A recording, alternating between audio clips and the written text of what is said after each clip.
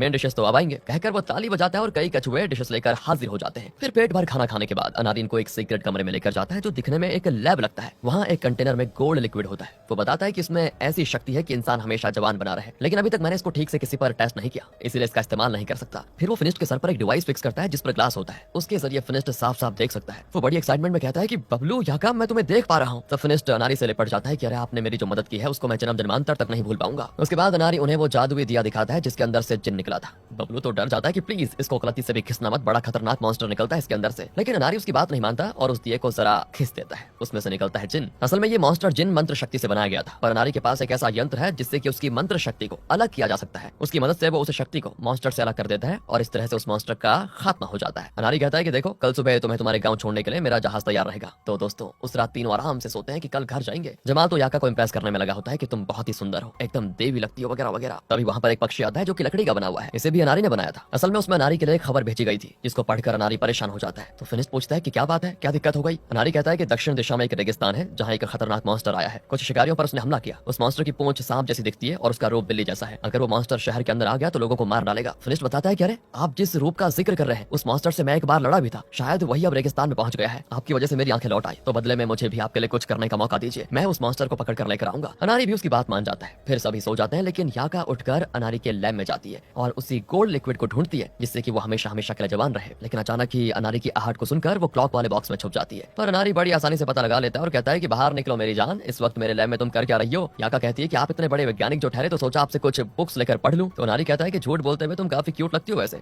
अब अगले दिन अनारी एक बड़ी मशीन लाकर रखता है। वो टार्क के साथ मिलकर उसके एक लीवर को घुमाने लग जाता है और बताता है कि ये मेरा नया आविष्कार है, ये एक फ्लाइंग मशीन है। कहकर वो कुछ बीज ऊपर उछालता है जो कि स्पिन करते हुए आराम से जमीन पर लैंड करते हैं। वो कहता है कि इसी कॉन्सेप्ट के आधार पर मैंने ये मशीन बनाई है। तब वो फिनिस्ट से कहता है कि तुम एक फैल्कन हो, राइट? मैंने तुम्हारा कवच और हथियार यहाँ मंगवा लिया है। और अपना हथियार पाकर फिनिस्ट बहुत ही खुश होता है। अनारी कहता है कि ऊपर एक बटन है उसको दबाओ, और जब फिनिस्ट उसको दबाता है तो उसके आगे का हिस्सा जो कि चेन से बंधा हुआ लोहे का गोला होता है वो तेजी से निकलकर दीवार तोड़ देता है। और जब वो उसी बटन को दोबारा दबाता है तो वो गोला फिर से उसके हथियार के साथ कनेक्ट हो जाता है। और अब फाइनली उस मॉन्स्टर को पकड़ने के लिए फिनिस्ट निकल रहा होता है। बबलू और याका भी उसके साथ आना चाहते हैं। तो फिनिस्ट पूछता है कि तुम दोनों को आने की क्या जरूरत है। बबलू कहता है कि अगर मैं तुम्हारी मदद करूंगा तो अनारी ने मुझे ढेर सारे पैसे देने का वादा किया है। और याका तुम क्यों आना चाहती हो? अगर उस मॉन्स्टर को पकड़ने में मैंने तुम्हारी मदद की तो अनारी मुझे वो गोल्ड लिक्विड देगा जिससे कि मैं हमेशा हमेशा के लिए जवान रहूंगी। और अब इनकी मदद करने के लिए जमाल और डार्क भी उस मशीन में बैठ जाते हैं और मस्त उड़ान भरकर रेगिस्तान में लैंड करते हैं जहां पर वो खतरनाक मॉन्स्टर रहता है। वहां उन शिकारियों का टेंट होता है और वहां अभी तक आग भी चल रही होती है, पर लगता है वहां पर काफी तोड़फोड़ मची हुई है, मतलब कि वो मॉन्स्टर कहीं आसपास ही होगा। ये सोचकर ये लोग उसके पैरों के निशान को फॉलो करते हैं। अब वहां पर एक गुफा होती है। ये लोग एक बॉक्स लेकर आए थे जिसका बटन दबाते ही वो एक बड़ा पिंजरा बन जाता है। अनारी ने यह भी बताया था कि इसका लीवर खींचने पर ये खुद उस मॉन्स्टर को अपने अंदर लॉक कर लेगा। फिर बाकियों को बाहर छोड़कर फिनिस्ट अकेले गुफा में जाता है।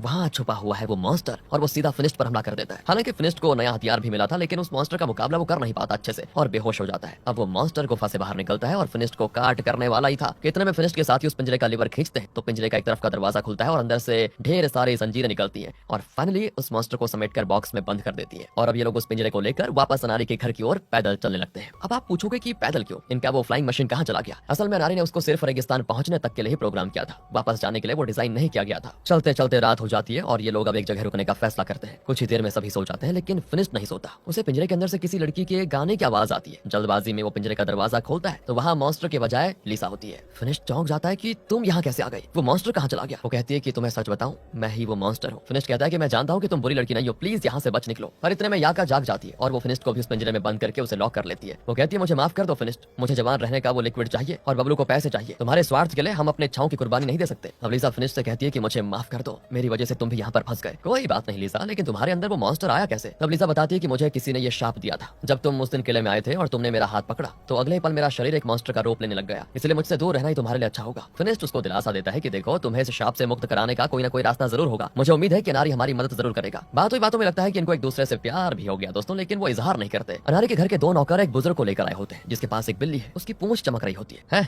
इस बिल्ली की पूंछ तुम्हारे पूरे घर को रोशनी से भर देती है, लेकिन मंत्र शक्ति यहाँ के लोगों के लिए खतरा भी बन सकती है। ऐसी शक्तियों को मिटाने में ही सबकी भलाई है। ये कहकर वो उस बिल्ली के शरीर से शक्तियां चूस कर उसको एक नीले रंग के लिक्विड में बदल लेते हैं और उसको एक अलमारी में रख देते हैं। तब दिखाते हैं कि वहाँ इस तरह के हजारों लिक्विड्स हैं। अगली सुबह अनारी हमेशा की तरह अपने कछुओं को ट्रेन कर रहा होता है, लेकिन कुछ ही देर में वो चलना बंद कर देता है। एक बार याका ने अपनी मंत्र शक्ति से बबलू की टोपी में जान डाल दी थी। फिलहाल उस टोपी को एक पिंजरे में रखा गया है। अनारी उसको एक टेबल पर रखता है तो उसकी सारी शक्तियां एक लिक्विड में बदल जाती है, जिसे फिर वो उस कछुए में डालता है। तब जाकर वो कछुआ चलने लगता है, लेकिन तब तक याका और बबलू वहां पहुंच चुके थे और वो छुपकर ये सारी चीजें देख लेते हैं। वो तुरंत ही फिनिस्ट को पिंजरे से बाहर लेकर आ जाते हैं और बता देते हैं कि अनारी अच्छा आदमी नहीं है। पर इतने में अनारी अपने आदमियों की मदद से इन सभी को पकड़ लेता है। वो कहता है कि तुम लोगों ने उस मॉन्स्टर को पकड़कर वाकई में बहुत ही बढ़िया काम किया है, लेकिन क्या है कि बदकिस्मती से तुम ऐसे रहस्य जान गए हो जो तुम्हें जानना नहीं चाहिए था। यहाँ के सारे लोग मुझे भला आदमी समझते हैं, और अगर मैंने तुम सबको जाने दिया तो तुम लोगों को बता दोगे कि मैं कितना बुरा आदमी हूँ, इसीलिए तुम्हारा खात्मा करने के अलावा मेरे पास कोई ऑप्शन नहीं बचता। कहकर वो अपने लोहे के कछुओं को हुक्म देता है, तो उनके सर अलग निकल आते हैं जो कि एक चेन से उनकी बॉडी के साथ कनेक्ट हुए हैं। वो फिनिश्ड, याका और लिसा को जंजीरों से लटका देते हैं, पर बबलू को अनारी ने बख्श दिया था क्योंकि पैसों के लालच में बबलू अनारी के साथ मिल गया था। असल में फिनिश्ड के गांव में जो लुटेरे आए थे वो असल में अनारी के ही आदमी थे। अनारी जान गया था कि पहाड़ पर उस खतरनाक मॉन्स्टर से मुकाबला करके अगर कोई जिंदा लौटा तो वो सिर्फ फिनिश्ड था, और याका को छोटे मोटे मंत्र आते हैं। इसी वजह से अनारी ने ये सारा प्लान बनाया और उसके आदमी फिनिश्ड और याका को उठाकर लेकर आ गए थे। अनारी की हरकतें देखकर जमाल को गुस्सा आ जाता है और वो डार्क से कहता है कि तुम फिनिश्ड और उसके साथियों की मदद करो, पर डार्क कहता है कि मैं तो हमेशा अनारी का ही वफादार रहूंगा। जमाल गुस्से में उसके मुंह पे थूक देता है। डार्क चिढ़कर फिर अपने चाकू से जमाल को काटने जाता है तो पता चलता है कि जमाल असली ऊंट नहीं बल्कि वो अनारी का बनाया हुआ एक यंत्र है। अनारी अब अपने यंत्र की मदद से याका के शरीर से शक्तियों को चूसने लगता है। इसी बीच फिनिश्ड धीरे धीरे लिसा के पास पहुंच जाता है और उसके हाथ पकड़ लेता है। वो जानता है कि जब भी कोई लिसा का हाथ छूता है तो उसके अंदर का मॉन्स्टर बाहर आ जाता है, और वैसा ही होता है। वो जंजीरें तोड़कर वहां पर खड़े अनारी के सभी आदमियों को मार गिराता है और फिनिश्ड पर भी हमला करने की कोशिश करता है, लेकिन फिर रुक जाता है और झट से वहां से बच निकलता है। फिनिश्ड और याका जमाल को ले जाकर वहां से भागने लगते हैं, पर अनारी के आदमी उनका पीछा नहीं छोड़ते। फिनिश्ड उनसे लड़ता भी है। तब डार्क और उसके साथी याका को पकड़ने की कोशिश करते हैं, लेकिन याका अपने मंत्र शक्ति का इस्तेमाल करके अपने बैग से तरबूज के बीज निकालकर उन पर फेंक दिए तो सारे के सारे तरबूज बनकर दुश्मनों के सर पर गिर जाते हैं और वो बेहोश। इसी बीच अनारी के घर के नीचे एक बहुत बड़े कछुए को दिखाते हैं जिस पर सवार होकर वो फिनिश्ड और याका का पीछा करने लगता है। तब बबलू कहता है कि ये आप क्या कर रहे हैं, अब तक ये मंत्र पूरी तरह से तैयार भी नहीं हुआ। अनारी कहता है कि फिक्र मत करो, फिनिश्ड और याका को मिटाने के लिए इसकी शक्ति काफी है। एक सीन में कबर्ड में नीले रंग के बहुत सारे लिक्विड्स दिखाई गए थे, राइट? उन सभी को अनारी ने इस कछुए में भर दिया था और उसी की शक्ति से यंत्र चलेगा। अब पहले तो अनारी फिनिश्ड और याका पर छोटे छोटे कछुए जैसे बॉम्ब्स बरसाता है, वो नीचे गिर पड़ते हैं। फिर वो जमाल के शरीर से उसकी शक्तियां चूसता है, लेकिन याका ये सारी चीजें सह नहीं पाती और वो जमाल को अपनी शक्ति देने लगती है। और जैसे फिनिश्ड ऊपर आता है तो अनारी कछुए की गर्दन मोड़ देता है और फिनिश्ड के सर से वो टकरा जाता है, जिसकी वजह से फिनिश्ड का चश्मा नीचे गिर जाता है। यहाँ याका के शरीर की शक्ति भी चूस ली जाती है, तो बबलू डरता है कि कहीं याका मर ना जाए। वो झट से अंदर घुसकर एक लिवर को खींच देता है। अनारी गुस्सा हो जाता है उसको देखकर कि मेरे साथ गद्दारी की तूने। गुस्से में वो दरवाजा खोलकर याका को नीचे धकेल देता है। अब याका के शरीर से सारी शक्ति जा चुकी है और वो बूढ़ी औरत बन जाती है। और तब लिसा जिसने मॉन्स्टर का रूप ले लिया था वो वहां पर आती है। अचानक उसे अपने मुंह के सामने देखकर अनारी झटका खा जाता है और गलती से लिवर को पीछे की तरफ खींच देता है। मौका देखकर फिनिश्ड एक रस्सी से उस बड़े कछुए को उलट देता है और आज तक अनारी ने जितना लिक्विड जमा करके रखा था वो सब पानी की तरह बह जाता है। वो कहता है कि इस बार मैं हार गया हूँ, लेकिन जल्द ही वापस आऊंगा। और तब उसके पंख निकल आते हैं और वो उड़ने वाला होता है, लेकिन किसी तकनीकी खराबी की वजह से वो उड़ नहीं पाता और ब्लू लिक्विड में ही गिर पड़ता है, मतलब उसमें डूब कर मर जाता है। और फिनिश्ड इसी बीच बेहोश हो जाता है। लिसा बहुत रोती है कि मुझे बचाने की कोशिश करने वाला ये इकलौता आदमी था और ये भी मर गया। उसके आंसू की एक बूंद फिनिश्ड के गाल पर गिरती है तो वो झट से आंख खोलता है। अब उसे सब कुछ पहले जैसा साफ साफ दिखाई देने लग जाता है। लगता है लिसा के आंसू ही उसकी आंखों को ठीक करने की दवा थी। और इस तरह टूटे हुए बड़े कछुए में ही अनारी ने गोल्ड लिक्विड भी रखा हुआ था जिससे इंसान हमेशा जवान रह सकता है। याका उसको निकाल कर पीती है, लेकिन जवानी क्या खा खानी थी। याका तो वैसी की वैसी रह जाती है क्योंकि अनारी ने याका से झूठ बोला था ताकि वो उस मॉन्स्टर को पकड़ने में मदद करे। और अब पता चलता है कि बबलू भी बुरा नहीं है, बल्कि उसने फिनिश्ड की मदद करने के लिए ही अनारी का साथ देने की एक्टिंग की थी। तो फिनिश्ड लिसा से कहता है कि तुम्हारे शरीर से उस मॉन्स्टर को बाहर निकालने की मैं पूरी कोशिश करूंगा। लेकिन लिसा कहती है शायद तुम अब तक नहीं समझे, ये लड़की का रूप मेरा नहीं है, मेरा असली रूप तो मॉन्स्टर का है। फिनिश्ड जान जाता है कि लिसा का शाप बदला नहीं जा सकता, इसीलिए वो आखिरी बार उसको किस करके अपने प्यार का इजहार करता है। अगले ही पल वो मॉन्स्टर बन जाती है और फिनिश्ड को छोड़कर वहां से भाग जाती है। अब ये लोग वापस गांव में आ जाते हैं। फैल्कन के कॉस्ट्यूम में फिनिश्ड को देखकर लोग फिर से उसकी जय जयकार करते हैं कि फैल्कन वीर आ गया है, इसने शहर के खतरनाक मांत्रिक अनारी को हरा दिया। फिनिश्ड कहता है कि रुक जाओ, मैंने ये सब अकेले नहीं किया। अगर मेरे दोस्त मेरे साथ न होते तो मैं अनारी को जीत नहीं पाता। पोस्ट क्रेडिट सीन में दिखाते हैं कि याका कोई पुराना बुक पढ़ रही है जिसमें उस मॉन्स्टर के बारे में लिखा हुआ है जिसका रूप लिसा को मिला है। वो तुरंत फिनिश्ड को बताती है कि जैसा तुम सोच रहे हो लिसा का असली रूप मॉन्स्टर नहीं है, वो एक लड़की है, पर कुछ बुरे मांत्रिकों ने उसको मॉन्स्टर बना दिया और उसे झूठ बोल के रखा हुआ है कि मॉन्स्टर का रूप ही तुम्हारा असली रूप है। जब उसे इस बात का एहसास हो जाएगा तो वो मॉन्स्टर नहीं बनेगी। ये सुनकर फिनिश्ड खुशी से नाचने लगता है और इसी के साथ ये मूवी खत्म।